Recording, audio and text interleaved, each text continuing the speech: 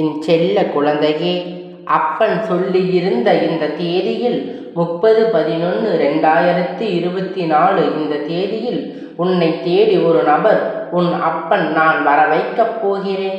அப்படி இந்த தேதியில் என்ன இருக்கிறது என்று என் குழந்தை நீ சிந்திப்பதற்காக முன்பாகவே அப்பன் உனக்கு சொல்லி விடுகிறேன். என் தங்கமே, அந்த நாளில் நிறைந்த அம்மாவாசை ஆகும். என் குழந்தையே, அன்று நீ என்னிடம் வைத்த அத்தனை வேண்டுதல்களும் நிறைவேறப் போகிறது. என் தங்கமே, அப்பன் உனக்கு இந்த நாளை குறித்து கொடுத்திருக்கின்றேன். இந்த நேரத்தில் உனக்குள் முழுமையாக நான் வந்து விட்டேன் என்பது நீ புரிந்து கொள்ள வேண்டும். நம் அப்பன் வாழ்க்கையில் நடத்தி கொடுக்கக்கூடிய நல்ல விஷயத்தை இந்த தேதியில் தரப்போகின்றான் என்பதை புரிந்து கொண்டாலே போதும். நீ இன்றிலிருந்து மன சந்தோஷமாக இருங்க தொடங்கி விடுவாய். என் தங்கமே, நான் உன் வாழ்க்கையில் வர வைக்கக்கூடிய அந்த நபர் உன்னுடைய வாழ்க்கை முழுவதும் நிரந்தரமாக உன்னோடு பயணிக்கக்கூடிய ஒருவராகத்தான் இருக்கும் என்பதில் நீ மறந்துவிடக்கூடாது. உன் வாழ்க்கையில் நீ சந்தித்த எத்தனையோ மனிதர்கள் எத்தனையோ விதமான உனக்கு கஷ்டங்களையும் காயங்களையும் கொடுத்திருக்கின்றார்கள். அதிகமாக சந்தோஷத்தை கொடுத்த உறவுகளை அதைவிட அதிகமாக காயங்களையும் உனக்கு கொடுத்து இருக்கின்றார்கள். என் பிள்ளையே, வாழ்க்கையை வெறுக்கின்ற அளவிற்கு மனதில் மிக பெரிய ரணத்தை உருவாக்கி சென்றிருக்கின்றார்கள். என் பிள்ளையே, வாழ்க்கை வேண்டாம் என்று வெறுத்து ஒதுக்குகின்ற நேரம் தனிமையிலேயே இருக்கின்றேன்.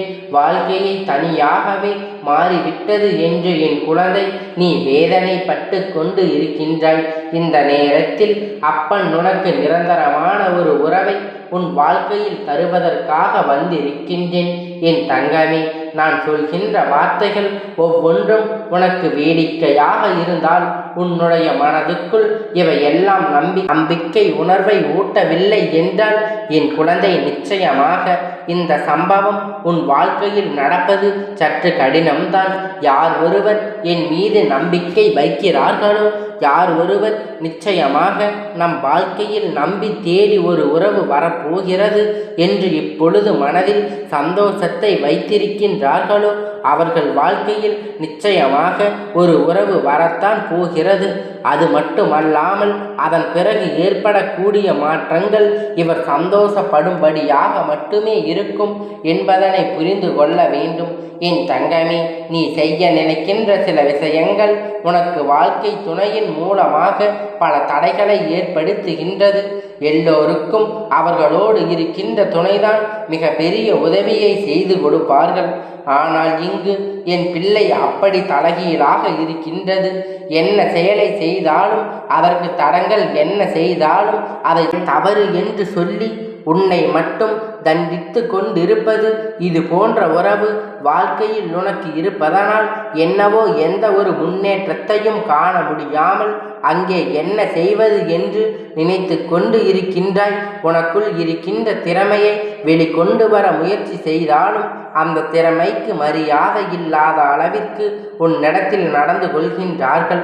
சிறிதளவு ஊக்கத்தை மட்டும் அவர்கள் உனக்கு கொடுத்து விட்டால் போதும், உன்னுடைய நிலைமை எங்கேயோ சென்று விடும். ஆனால் அவர்கள் அப்படி ஒருபோதும் நினைப்பது கிடையாது.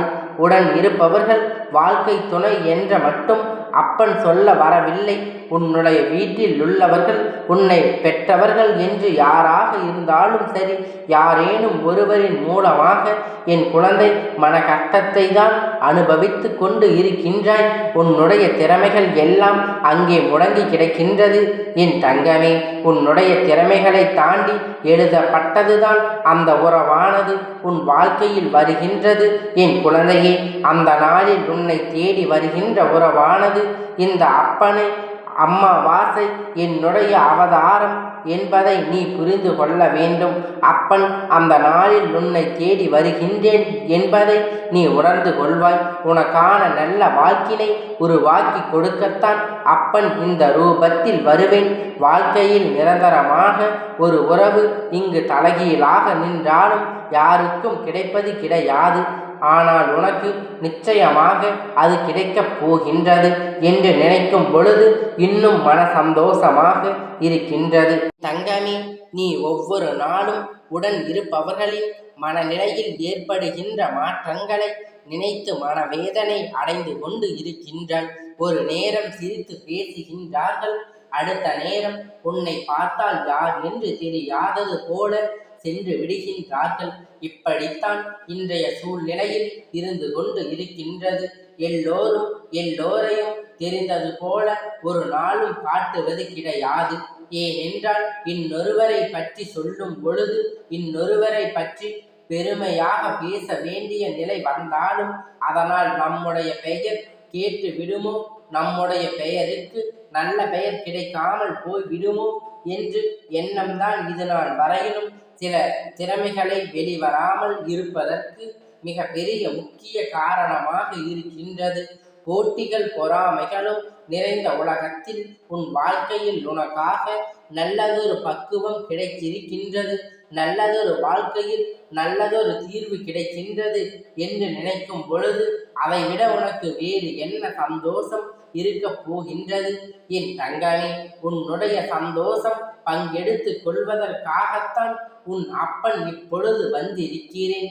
உன் குழந்தையே, இல்லத்தின் வாசலில் சில நேரத்தில் இந்த அப்பனானவன் வரும்பொழுது அங்கு தெய்வ சக்தி இருக்கின்றதா அல்லது தீய சக்தி இருக்கின்றதா என்பதை என்னால் நிச்சயமாக உணர முடியும்.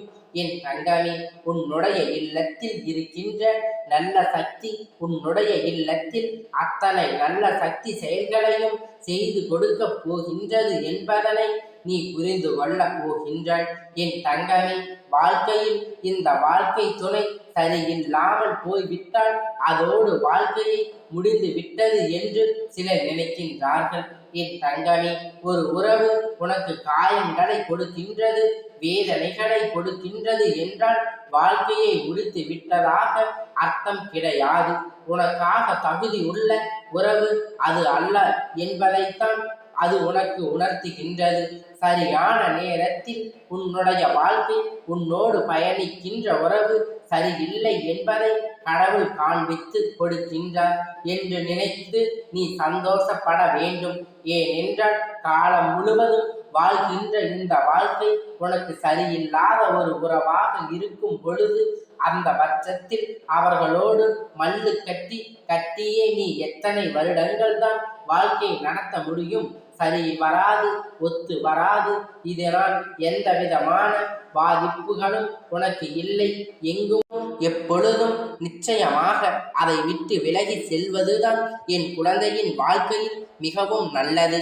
என் தங்கமே, உன்னுடைய வாழ்க்கையில் இது நாள் வரையிலும் நீ அனுபவித்த சில கஷ்டங்கள் எல்லாம் காரணமாக இருக்கின்ற உறவு உன்னோடு பயணிக்கின்ற சில நட்புகளாகவும் நட்பு என்ற பெயரில் உனக்கு செய்த துரோகங்கள் ஏராளம். எல்லா துரோகத்தையும் தாங்க முடியாமல் என் குழந்தை வேதனை அடைந்து வாழ்க்கையே வேண்டாம் என்கின்ற உச்சத்தில்தான் நின்று கொண்டு இருக்கின்றாய். அந்த நேரத்தில்தான் இந்த அப்பனானவன் உன்னுடைய வாழ்க்கையில் உனக்கான ஒரு நபரை அனுப்பப் போகிறேன். அவர் மூலமாக உனக்கு நிச்சயமாக மிக பெரிய உதவிகள் எல்லாம் கிடைக்கப் போகின்றது. அது மட்டுமல்லாமல் வாழ்க்கையில் உனக்கு இல்லாத ஒரு பிடித்த நிச்சயமாக கிடைக்கப் போகின்றது. வாழ்க்கை எதற்காக வாழ வேண்டும் என்ற எண்ணம் தோன்றும் என் குழந்தையே. வாழ்க்கை துணையில்லாமல் தனித்து வாழ முடியாது என்று யாரும் சொன்னது கிடையாது. யார் யாருடைய தகுதிகள் தனியாக வாழ்வதற்கு ஏற்ப இருக்கின்றதோ அவர்கள் நிச்சயமாக பிழைத்துக் கொள்வார்கள்.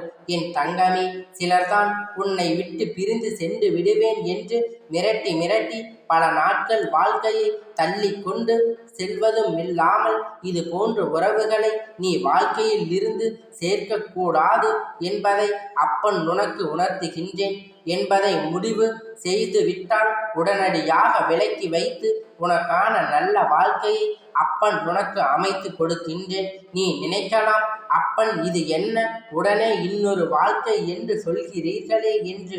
என் தங்கமே, அப்பன் சொல்வது உனக்காக சரியான ஒரு துணை. அந்த துணை உனக்கு நல்ல நட்பாக இருக்கலாம், நல்ல சகோதர சகோதரிகளாக இருக்கலாம், ஏதேனும் ஒரு உறவு, உன்னை அரவணைத்து கொண்டு செல்லக்கூடிய உறவு. அந்த உறவினுடைய வாயில் இருந்து வருகின்ற வார்த்தைகள் உனக்கு அத்தனை ஆறுதலை கொடுக்கக்கூடிய வார்த்தைகளாக இருக்கும். உனக்கு ஆறுதலாக இருக்கக்கூடிய ஒருவர் உன்னை தேடி வரப்போகின்ற நாள்தான் அம்மாவாசை என்று சொல்லக்கூடிய நாள்.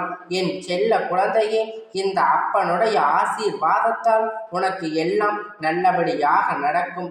இந்த அப்பனுடைய ஆசீர்வாதம் எப்பொழுதும் உனக்கு முழுமையாக கிடைத்து கொண்டே இருக்கும். கந்தா போற்றி, கடம்பா போற்றி, கதிர்வேலா போற்றி, ஆறுபடை வீடு கொண்ட முருகா போற்றி.